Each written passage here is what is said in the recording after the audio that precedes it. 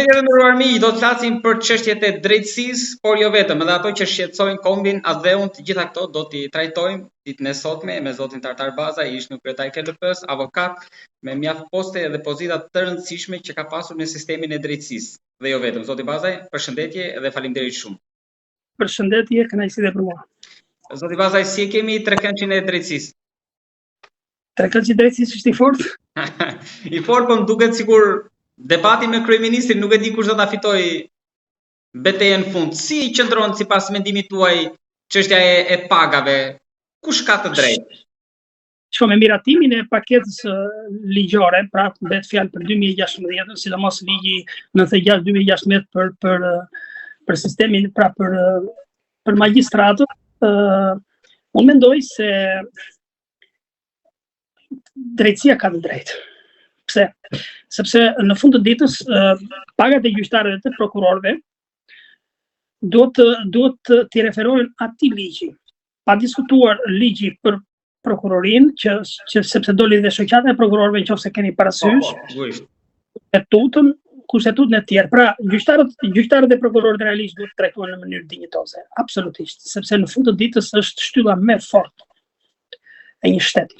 Pra, nëse do të funksionojë një shtet, do të funksionojë drejtësia.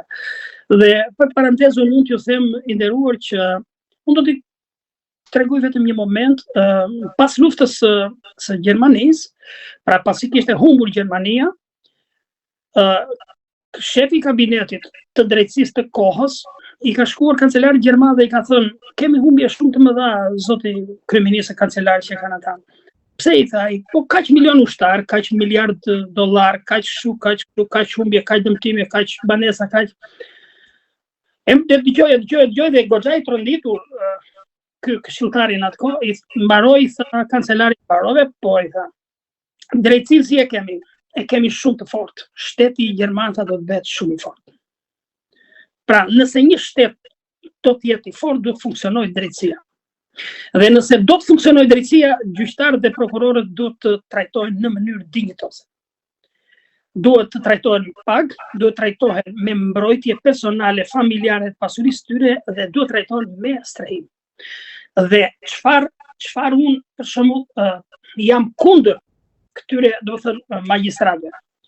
Jam, do të thënë, dhe kryeministri këtu për gjykimin tim gjithmonë këtu duhet përqendrohet. Për sa i përket gjykimit, për sa i përket shpejtësisë, për sa i përket afateve procedurale, për sa i përket veprimeve timore, sepse janë një sër elementësh të cilët do ditë edhe ne të tëra të flasësh. Pra, duhet ta trajtoj, do të thënë, nëse do të bëjmë ndryshime, duhet të bëjmë ndryshime te kodi procedurë civile, kodi procedurës penale e tjerë. Pra, jo ndryshime abuzive, më falni, jo ndryshime abuzive, sepse ka nevojë për shembull tek afatet procedurale. Shko, unë do të isha për shembull që ashtu sikurse kërkojmë pagat gjyqtarë dhe prokurorë të respektojnë afatet procedurale, sidomos gjykatat. Në vendimmarrje, në përfundimin e procesit gjyqësor, në zbardhjen e vendimeve, arsyetimin e vendimeve, sepse shpallet dispozitivi vendimit dhe arsyetimi i vendimit del muaj dhe vite pas. Kjo është shkelje. Ka drejt kryeministri tek një pjesë që thotë po na njollosni edhe jashtë.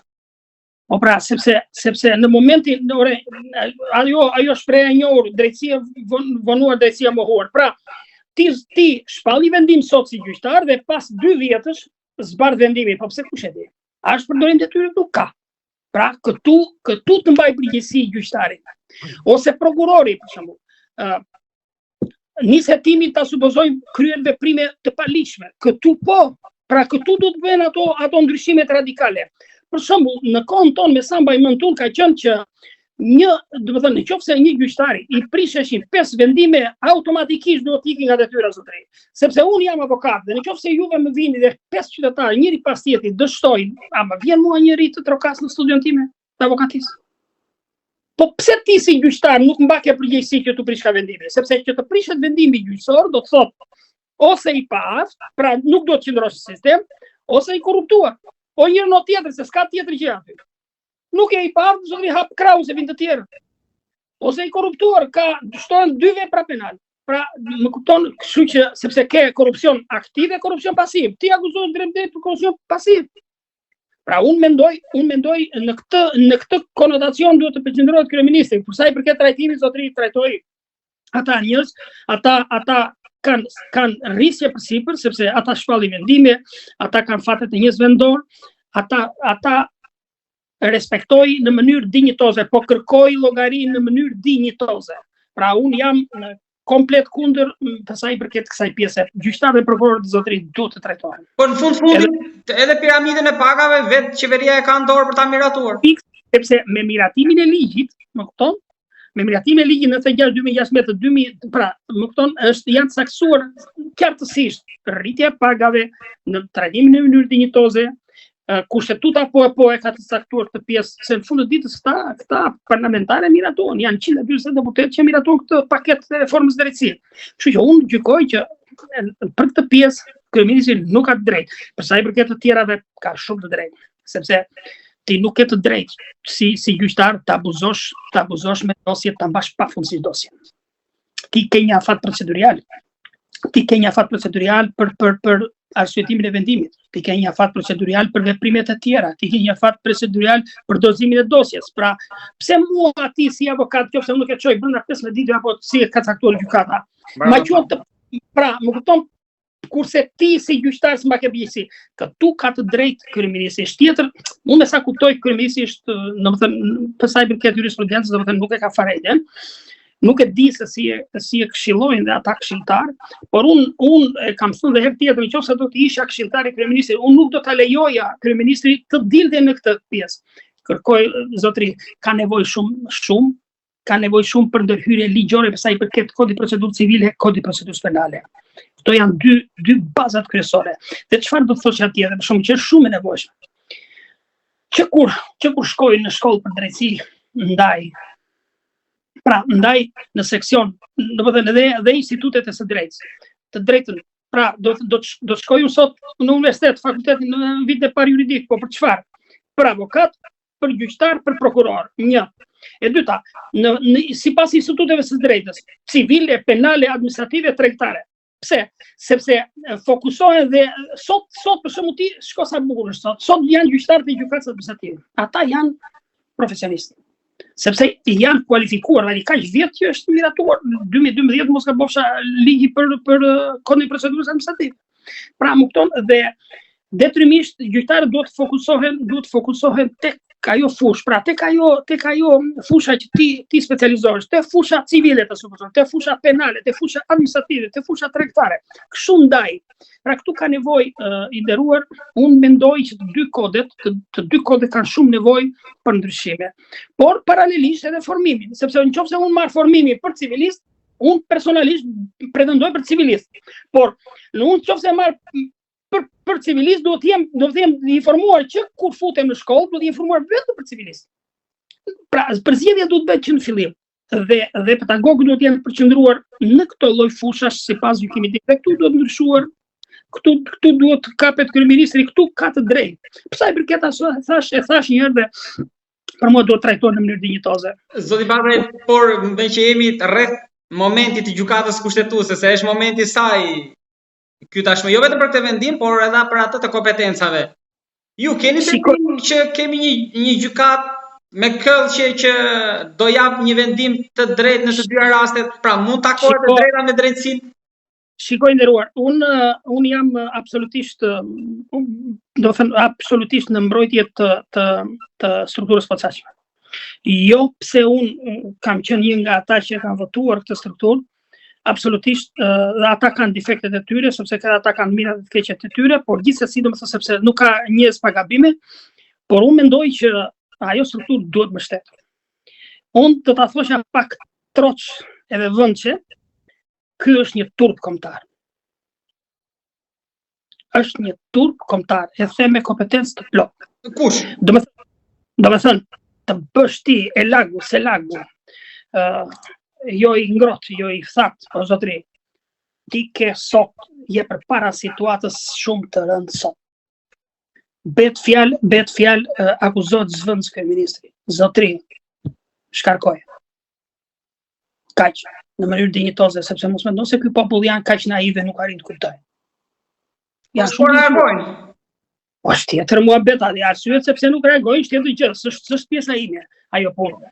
Por unë i nderuar po them që nëse unë do të isha kryeministri i vendit, me çdo kosto do ta kisha shkarkuar. Sepse janë pasoja drejt për kryeministrin ato. Në mosot nesër një ditë do vinë ato. Po a bie kauza pastaj në kushtetuese nëse shkarkohet për precedentin? Po mirë, çfarë mendoni juve se këta prokuror kaq të papërgjegjshëm janë këta që kanë ndërtuar dosjen? Po janë të bindur ata më zotëri sepse ai prokuror nesër veten në burg vet. Po mirë, zoti Bazaj, të lutem, më thuaj diçka, nëse gjykata kushtetuese i jep të drejtë kryeministrit. Në këtë debat, a bie drejt, domethënë spaku gjykata e posaçme? I nderuar, gabimet e gjykatës kushtetuese janë që kur ata kanë thirrur gjykatën e posaçme pal, që kur kanë thirrur prokurorin pal. Për mendimin ku e ke mbështetur ti thras, kush jep ti një herësi si gjykatë kushtetuese, ti ke kompetencat e tua, nëse është ty shkel kushtetuta për çfarë, kush shkel kushtetuta? Kjo është fatkeqësia e madhe sepse kështu dëgjoj pak. Unë kam qenë edhe radikal në këtë pjesë, duhet të kemi një parasysh. Përzgjedhja e anëtarëve të gjykatës kushtetuese zotëri do të jetë shumë dinjitoze. Shumë dinjitoze, jo partijake, fatkeqësia më e madhe e këtij vendi. Pra, jo ata që bën reformën drejtësisht shkojnë tani në gjykatë kushtetuese. Ekspert të nivelit të lartë, kush të certifikoi tyja ekspert të nivelit të lartë? Pa më thuaj mua kush? Ku nga zgjodhe ti këtë ekspert nivel? Ku? Nga e more? Pra, që në këtë moment, zotëri, që në këtë moment ti ke gabuar, sepse ke quar politikisht njerëz të papërshtatshëm, të cilët sot po i sjellin pasojat e vendit. Urrot pasojat e vendit sot. Po nëse pavarësisht se shqiptarët nuk janë, sepse shqiptarët janë gjakzet nga natyra, nuk janë kaq të naiv sot të futen në një luftë civile, po nëse do të ishte në një demokraci zotëri, do përveloj gjykata kushtetuese dhe kryeministria, po ku ke ti më kush jep ti më zotëri që bllokon hetimet e gjykatës posaçme. Po çka kuptimi ka pastaj pse u ndërtua ajo strukturë posaçme? Po pikërisht për këtë ndërtuar. Qofse zonë kryeministja është e pafajshme se prezumohet jemi përpara pafajësisë. Është e pafajshme le të kthej atje në sallën e gjyqit dhe thotë unë jam i pafajshëm 1, 2, 3 ka shkelje procedurale të prokurorisë, ka shkelje procedurale të gjykatës, nuk është respektuar drejtat e njeriut, s'është respektuar kjo, unë kam qenë në pozicion tjetër, ka varësit e mi që kanë marrë përsipër veprimet janë administrative që unë nuk funksionoj sepse unë dhe këshillat prokurorisë mund të kaloja, për shembull kur kam qenë kryetar detyr kaloja 400 ca shkresa në ditë. Po nuk mund t'i kontrolloja dot të gjitha shkresat, sepse fizikisht tani vetëm po të gënjej. Fizikisht nuk i kontrollon dot, kështu që detyrimisht zëvendësisht kryeministra këtu të kapet, nëse ajo i quhen veten të pastër gjithmonë. Po duhet kuptosh një gjë, se ata prokuror nuk janë kaq naiv sa të ndërtojnë një akuzë edhe të ngërën dhe akuzat të tjera. Pse s'ngërën për mua prokurorët akuzë? Po ngërën pikërisht për ata. Pra, pse s'ngërën për ty? Po ngërën pikërisht për ata. Do thoni ju si jeni pjesë asaj, unë që kam qenë pjesë, domethënë, e atij jurisdiksioni. Pra kam qenë në jurisdiksionin e SPAK-ut. Për shkak se unë shpërdoja detyrën, kisha korrupsione etj. Pra, pse nuk më ngritën mua? Sepse s'kisha asnjë arsye. Po pse pikërisht tek zonsfyriza? Sepse diçka kanë. Pra, ti je i detyruar, unë po t'isha, unë kam thënë edhe në intervista tjera, nëse unë do isha zëvendësues i vendit do të jepja dorëheqje në mënyrë dinjitoze. Në mënyrë dinjitoze. Pse? Sepse në fund të ditë do rrise kredencialet e veta dhe nëse do të merrte pafajësi, zëvendësues kryeministra do bësh president sepse do ta donte edhe popull. Pra, sot jemi në një situatë krejt ndryshe ku gjykata kushtetuese ka bërë çorp të ngatron gjithçka sepse asnjë gjë s'bën gjykata kushtetuese. Po ta them pra. Ti e mund gjyqtari gjykatës kushtetuese sot. Unë personalisht po them asnjë gjë s'do bëja sepse nuk futem dot në hetimet e prokurorisë. Çfarë do nxjerr prokuroria? Çfarë do nxjerr? Nuk i nxjerr provat hetimore prokuroria. Do nxjerr si për ca gjëra të pavlera që s'ka asnjë pesh. Sepse mban përgjegjësi zotërisë ka kodin e procedurës penale, mban përgjegjësi që nxjerr sekretar hetimor. Pra, unë gjykoj që dhe gjykata kushtetuese nuk ka për të nxjerrje, thjesht zvarrit përfitim në kohë, mund të zhduk dëshmitarët fizikisht, mund të intimidoj dëshmitarët, mund të zhduk në një provë tjetër sepse mund të ketë një hetim të thelluar të prokurorisë, e tjera veprime procedurale të cilat i ka për kompetencë prokuroria e posaçme, por edhe zhduke fizike në mos gaboj dëgjova. Po, ndoshta për shembull, e masi shembull sepse flas. E masi shembull, për shembull që mund të ketë supozojmë elemin fizik të një dëshmitari që mund të jetë deciziv për një çështje. Pra mundet të intimidohet. Përfundimi afateve ligjore, 3 mujorshit më e pakta, apo jo? Tjetër që kjo futet e kodi procedurë civile, penale që e ka prokuroria, por unë po them të themeli tek baza ose. Para rekrutimi zotri, 3 gjyqtarët që kanë dalë kundër, për mendimin tim kanë një vlerësi maksimal në opinionin publik. Ata janë ekspert, unë njoh zotin Toska, ai është ekspert, dhe unë kam shumë konsiderata, është një jurist i përgatitur. Zoti Vokshi, zonjë tjetër nuk e njoh, por ajo ka qenë kryeinspektore lartë e drejtësisë, pra ka një eksperiencë gjatë, pas nuk e di ka qenë gjyqtare s'ka qenë, por të 3 këta janë dinjitoz në qëndrim. Janë shumë të saktë. Ndërsa pjesa tjetër jashtë kësaj, sepse sot ishte po dikujt aty që ka qenë, i thash, pavarësisht se ka ekspert satelitor në grad, po i thash, ke punuar ndonjëherë në drejtësi, ka punuar avokat kryesisht. Avokat kryesisht, zotri, unë kam patur studie pa ligjore edhe vetëm në jug të vendit. Më thonë një ditë kryetari i gjykatës që ja thot sepse kemi një çështje ku kryesisht do të nisja njerëzit më të paaftë. Pra nga stafi im që kisha, i nisja avokatët më të paaftë kryesisht. Një herë ka vajt ishte një jetim që mbrojtja vetë dhe doli jashtë, ishte pse va. Pra e kupton tani çfarë niveli ke të bësh sot ti. Pra të arrijë në këtë nivel gjykata kushtetuese ky është turp. Unë do thosha turp kombëtar. Sepse sot po mban peng vendin. Po mban peng vendin ja pasojat se si vinë sot. Prandaj këtu ka nevojë për gjyqtar dinjitoz. Po që ti je gjyqtar dinjitoz, aty do të kesh një shkallë karriere, do të jesh profesionist. Duhet të dish se si është ndjekur procedura, duhet të kesh parasysh, do të thënë vërtet shkeljet kushtetuese. Pra cila është shkelje kushtetuese? Çfarë ka bërë prokurori? Mos ka vajtë ka marrë zvan kryeministre?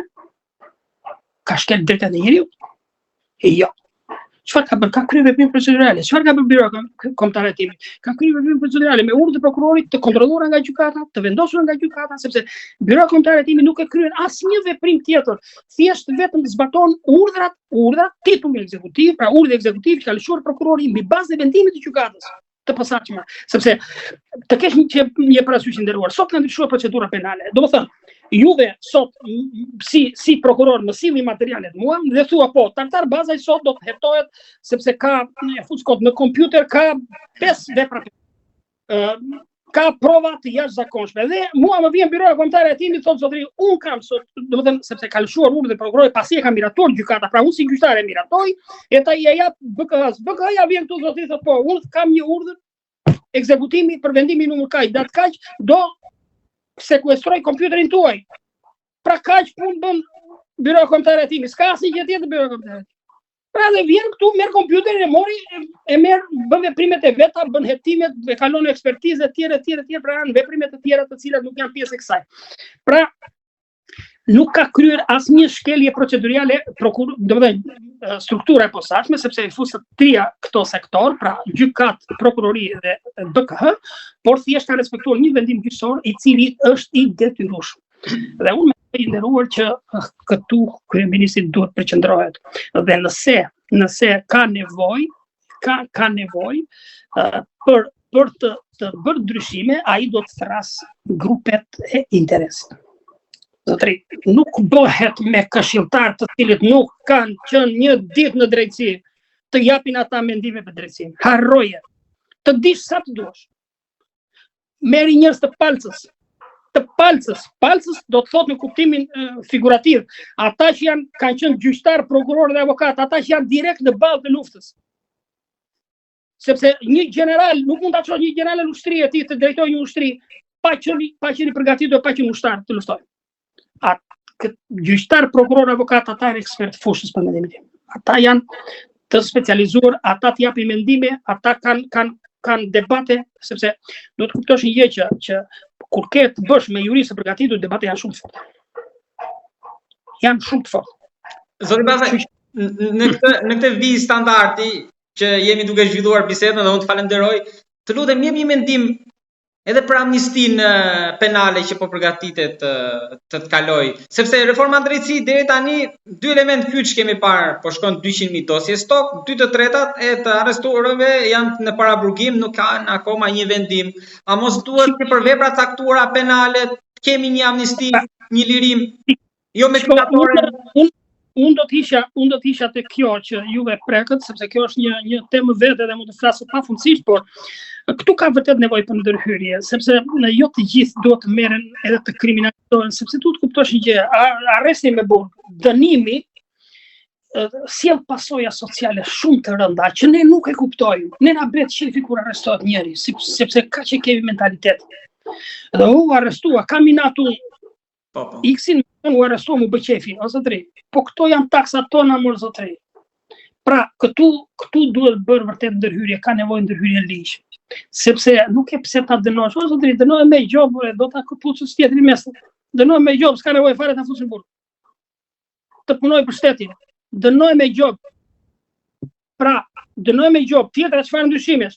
Ata që janë në burg, zotri, s'kam pse të mbahen nga taksat e këtij vendi, të punojnë vetë. Shikon pendim si është. Shikon pendim, të punojnë vetë, mbajnë vetë me bukë. Pse duhet të paguaj unë, si taksa pagues shqiptar, paguaj unë taksa për X-in që vete në burg për çefaj. Qoftë për një vepër të rënda për letë penale. Të punoj zotri. Pra, hiqi dënime, sidomos janë dënimet leta, për mua 9-5 vjet, hiqi pse duhet i fusë në burg. Që janë krime të rënda, vrasje, grabitje, e të përdunime, e të tjerë janë një kategori veprash penale të cilat ato duhet të jenë radikale, por le të punoj zotri ta provoj, s'ka pse ta mbaj taksat e këtij populli të mbaj të burgosur. Dhe eliminoj buljet, eliminoj vetë, do të thënë masat e sigurimit arrest në burg, pa fat. Sepse ne i duam të vemi në perëndim, po vim me mentaliteti komunist. Arrestoje, pak nuk e bën këtë, për shembull, po çfarë ndodh në përbërjet e rrethit, po pra. Arrestoje, futen në burg, mbaje penga atje dhe pastaj filloi hetimet. Jo më zotri, këtu është përdorim detyre paset. Pa vërtetuar vepra penale, si do ta marrësh tjetër ta plasësh në burg, ti presësh bukën e gojës, ti shkatrosh familjen, ti shkatrosh gjithçka, ti shkatrosh perspektivën, ti shkatrosh biznesin, ti shkatrosh pra nuk pa vërtetuar vepra penale zotri, ti nuk e pse ta bësh këtë si procedurë, por bëjnë procedurë, do të thënë shkruan në procedurën penale këtë pjesë. E ka ngritur prokurori i përgjithshëm jo një herë, po disa herë. Këtë pjesë nuk duhet arrestuar gjithë në burg. Që janë vepra të rënda penale, ku paraqes një rrezikshmëri shumë të shoqërore, absolutisht arrest me burg pa fat. Pra, kanë shumë nevojë për ndryshime dhe liroj burgjet e leta. Edhe vjedhjet që gjykoj unë për shembull, mundet të shko shteti mund të marri eksperjenca dhe mund të modifikoj pjesë të legislacionit penal nëpërmjet vendit perëndimore. Për shembull mund të marrë nga Shtetet Bashkuara, mund të marrë nga Gjermania, nëse çfarë më kanë thënë këta emigrantë shqiptar mua. Në Gjermani nëse futesh në burg do të me kollajë. Punon gjithë ditën, punon për shtetin, ta mendosh mirë përpara se të vesh në Gjermani. Pra, kupton çfarë do të thotë? Pra, përpara se të kryesh një vepër penale do ta mendosh mirë. Po këtu ta vjen kavalishenc, po kush e ti mos do të vëj, ti ke kryer vepra penale të rënda, do i marrë akoma këtij shteti taksa? Po jo mos do të paguaj, puno atje ta provosh. Sepse aty pse duhet burgu? Burgu është edukim për personin që ka kryer një vepër penale, po dhe mesazh për të tjerët nëse ata ta kryejnë. Se kjo është efekti që jep burgu, se sipas gjë tjetër. Po këto taksa kush do t'i paguaj? Se ti s'ke vetëm mbajtje me ushqim të një të dënuari apo të arrestuari. Po ti ke dhe një administrat, po ti ke dhe drejtorinë e burgjeve, po ti ke dhe naftë, po ti ke energji elektrike, po ti ke taksa, po ti pra më kupton qindra miliona dollar i kalojnë, domethënë kësaj strukture, pra IEVP-s i kalojnë qindra miliona dollar në vit taksa e të tjera, pra më kupton drejtorisë përgjithshme e të tjera për këta të burgosur. Ka janë taksa më sot një nxirrje nga shteti.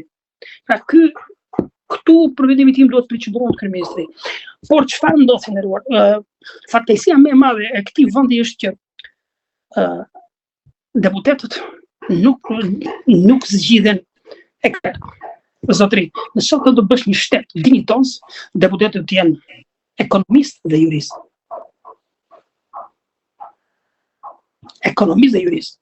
Dhe çfarë? Zgjidhjet në popull, zotri. Njerëzit me karakter, njerëzit patriot, njerëzit e zot, njerëzit janë profesionistë, njerëzit që duan këtë vend. Pra më kupton, zgjidhi dhe të themi se si bëhet shteti. Ju ndolët tek pyetja tjetër që ata e kanë dorë tani, deputetët, një tjetër vendim të rëndësishëm për ta mbyllur bisedën. Zoti Bazaj, ju përveç drejtësisë keni një kontribut edhe për çështjen e ADE-ut, të kombit, postimet tuaja, shkrimet, analizat, thirrjet janë të shumta, edhe aktivitetet përtej shkrimeve. Edhe do ndalem te një fundi që pritet të ngjall debat së fundmi për ndryshimin e reformës territoriale pra të bashkive. Që ju bëni thirrje që Bashkia e Konispolit të mos shkrihet, sepse ndoshta aty duket sikur dikush po lopon për të hapur një portë atje një. Unë po kuptoj, absolutisht unë po kuptoj dhe gjëra duhet të thënë troqë dhe qartë si janë. Unë po kuptoj një lojë të nënëdheshme aty sikurse është bërë gjithmonë mbi këtë vend, pa drejtësi mbi këtë vend dhe nuk kanë të sosur, sepse shtrirja administrative e Bashkisë Himar fillon nga qafa e Llogoras, vetë te kryeqendra e Labris që është Himara, sepse duhet të kesh një parasysh përpara rreth 130 e ca viteve është mbajtur kuvendi i parë i Labris në Himar. Kuvendi i parë i Labris, sepse unë kam qenë një nga themeluesit e shoqatës Labria në jug të vendit dhe di shumë mirë këtë histori. Kemi organizuar shumë kuvende të Labris dhe jam komplet në dieni, sepse s'kam qenë pak, po kam qenë drejtues gati 20 ca vjet, nuk kam qenë pak, domethënë në shoqatën Labria. E njoh mirë. Pra, shiko, shtrirja administrative fillon nga qafa e Llogoras dhe mbaron në Sarandë. Një padrejtësi shumë e madhe. Pra, kjo është e qëllimshme. Eliminimi pastaj i Bashkisë Konispol është domethënë shkatërimi total. Zotri, Bashkia e Konispol përfaqëson sot Çamrinë. Është një bashki që nuk duhet të lihet të lëviz kurrë, sepse ti ke Çamrinë Matan, që është për zën, elimino dhe emrin e Çamrisë fare aty në Konispol dhe ku është duke fare, domethënë këto ne s'kemi më çështje çame. Pra, më kupton ku do në kohën të Bashkia Sarandë? Bashkia Sarandë, këtë djali që është sot kryetari i bashkisë nga Tepelera. S'ka fare idenë se kush është, ka lindur dhe rritur në Durrës, thjesht ka biznese, ku ka idenë se çfarë është Çamria. Ne që kemi prekur drejt sepse unë kam qenë në Sarandë, se po t'isha në Vlorë dhe unë nuk do të dija kaq në detaj. Edhe lojrat e nëndeshme që luan aty. Pra, ne që njohim drejt se çfarë është Çamria. Çamria është palca e atij vendi, palca e Çamrisë. Pa po hoq edhe Konispoli më mirë shkatërrohet fare. Pra, absolutisht dhe duhet të thënë gjëra troxoti, sepse mund të flasim me dorë. Sepse një pjesë mendojnë që tani pra ato lëvizjet e nëndeshme, sikur thatë edhe ju, Greqia ndoshta tenton që bashkë me Finiqin aty të shkojë edhe në Himar, bëja të vinë atje. Kaloj. Greqia gjithmonë ka ora bravo qoftë për unë tyre ata. Ata në zot, ata përdorin strategjinë sulmoj të mbrohesh. Janë shumë mjeshtra. Bravo qoftë në funditës. Unë atyre u jap të drejtë. Po ti si shtet dinjitoz respekto parimin e reciprocitetit. Sa më do të dëtua. Sa më respekton të respektoj. Vijnë të gjithë diplomatë, sepse unë s'jam diplomat, po vijnë gjithë diplomatë thotë respektim minoriteti, o zotri, ti s'nje minoritetin aty që ka prezant Çamrinë, sepse është freskë stare. I ka njerëz gjallë sot tregojnë masakra që kanë bërë zerva në Çamri. Pra pse nuk i thua këto? Pse nuk asnjëri nga këta burrat e shtetit në thonjë, sa se vetëm burras janë, ti thot zotri po si, ore, unë Ramiz Ali nuk e dua.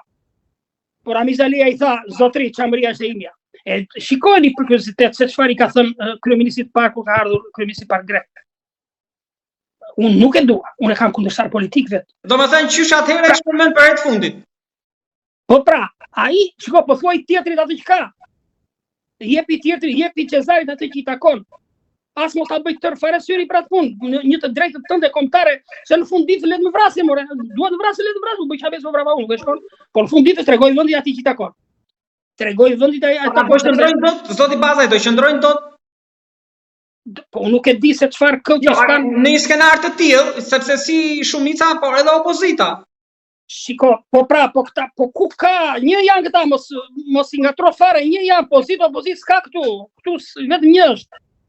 Sepse këtu një, domethënë zërat kundër, këtu i mbysin. Nuk ka nevojë fare, këtu dole kundër të mbysin, dalë nxjerrin jashtëloje komplet. Unë kam ngritur probleme madhore, unë ta kam thënë, unë kam ngritur probleme madhore në Këshillin e Prokurorisë. Dhe çfarë goditje bam urdhëro eksperti satellitor që ke sot në atë. Pse? Sepse ku konkurroi zotëria, sepse jashtë kësaj ku konkurroi zotëria për një gjykatë shërbëtuese, na doli me 1 miliard disa lekë, sepse raporti i LDKPK-s dhe Kedi çoi ekspert privat dhe na nxori ishte në rregull me ligjet e shtetit. Ndërsa unë që i kisha deklaruar shtetit 55 milion lekë në atë kohë, janë 500 milion lekë sot, pra në 2000 canë, dhe kjo Leraska e LDKPK-s thoshte ne nuk kemi të dhënat mjaftueshme që është i njëjti person, Tartar Bazaj, biri Filani Fiseku, Lindu Vlor, Banu Sarand, është i njëjti person që ka qenë avokat në Sarand. Kupton tani dhe thoshte dhe kishte marrë vetëm, domethënë për 30.000 euro Demeku Doqa. Unë më kaput një 5 milion lekë gjop kjo Leraska. Më kupton, pra vetëm për të mos konkuruar unë për në gjykatë mbështetuese. Dhe unë e mora vesh sepse në momentin që u hap vendi, më thot një antar i KLP-s në atë kohë një miku im, është prokuror, më thotë ore ki kujdesu sepse është fol mbrëm, thotë embrioto dhe nëse ti do konkurosh do të godasin. Dhe unë çova ditën e fundit, 15 dhjetor 2021 e çova e dorëzova në gjykatë lart. Sa po dorëzova unë, ka qenë ditë më mos gabofsha, ditën e shtunë, mua më vjen gjoba këtu tek studi avokatis, 5 milion lekë sepse nuk vërtetoja dot për 30.000 euro. Unë dhe llogarisni këta 2010, 2018 që unë kisha qenë avokat o zotëri, po unë i kisha deklaruar shtetit, po them në atë kohë, sepse studia e parë dhe vetëm ligjore jugut vendi ka qenë vetëm ime, studio ligjore baze, e cilë kam sot. I kisha deklaruar shtetit 55 milion lekë në vit. Dhe isha antar i Këshillit Përgjithshëm të Dhomës Kombëtare të Avokatisë. Me vite të tëra, po ti pse paguash nga shteti ti si i LDKPK-i? Kush është, domethënë ti nuk e vërteton dot kush është Tartar Bazaj? Sa Tartar Bazaj ka avokatët këtë Shqipëri? Edhe më thot një prokurori spaku po bëj kallëzim, po çati bëj thash orburë ti po i bëra një kallëzim unë thash, do vej ajo eliti KPK, do i bëj një nder atij prokurorit tjetër që do marr. Çështën do e mbyll, çën do mos filloj dhe kaq s'ka asnjë vlerë. Pra sepse ka humbur besimin te drejtësia. Pra duhet të them, dhe shiko çfarë ndodhi tani. Zotëria sot ka shkuar në gjykatën mbështetuese, ai që 1 miliard e ca lekë thoshin mediat në atë kohë, ka shkuar në gjykatën mbështetuese dhe u bë pengesë çështje kombëtare sot. Pra, sepse mediat po japin që ai është pengesa kryesore sot. Pra, më kupton çfarë duhet të them? A si mundet të bëhet ky shtet me këta lloj njerëzish? Këta e njërës partijak zotëri. Mua më intereson kombi, unë ushtar partije nuk bëhem, ushtari kombi tim vete tani, le të vritem.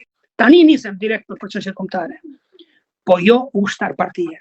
Këtu fatkeqësia më e madhe sepse i duan ushtar partije dhe prandaj ka arritur vendin në këtë derengje dhe nuk po merret vesh se shkoj. Zoti Bazaj, ju falenderoj shumë për gjithë analizën dhe sidomos për çështjen e kombit, sepse janë të paktë ata që flasin në këto kohë të vështirë dhe kaq në mënyrë të drejtë për drejtë dhe trosh. Të falenderoj shumë. Nderuar, nuk ka kohë të vështirë për çështje kombëtare. Kombi vlen mbi çdo person, por do burra shteti. Ato familje që thash unë, po pse ishte pa qëllim, ta thash edhe herën e parë, ishte pa qëllim goditja që i bëri Enver Hoxha. Edhe Hoxha nëpërmjet me urdhrat e Miladi Popovit dhe Shamugoshës gjithë familje fisnike shqiptare, sepse këto familje fisnike kanë mbajtur shtetin në zotëri. Këto familje fisnike, unë se i them retrospektivës jo më shumë se 100 vjeçare, nga gjaku im zoti ka drejtuar lustra ormik, kanë drejtuar lustra po ta them. Dhe po ta them edhe me ëmbël. Që stërgjyshi këtij Agron Shehaj, deputeti, kapetan Sali Shehu, që kryeministri i vendit që kishin nip direkt, nip Qazim Koculi, komandanti i përgjithshëm i luftës së Florës, nip Mehmet Shehu, komandanti i përgjithshëm, se ai ishte komandanti i përgjithshëm, nuk ishte Enver Hoxha. Hoxha ishte një emisar, thjesht emisar jugosllav. Pra, këta e sollën sepse këta më pas u eliminuan, gjithë familjet fisnike u eliminuan dhe ka arriti shteti në këtë derengje. Zotëri duhet të thënë gjërat siç janë, s'ma vjen fare. Tani pres skuadër për shkatimin për jashtë. S'ma ndjen fare. Gjërat duhet të thënë siç janë.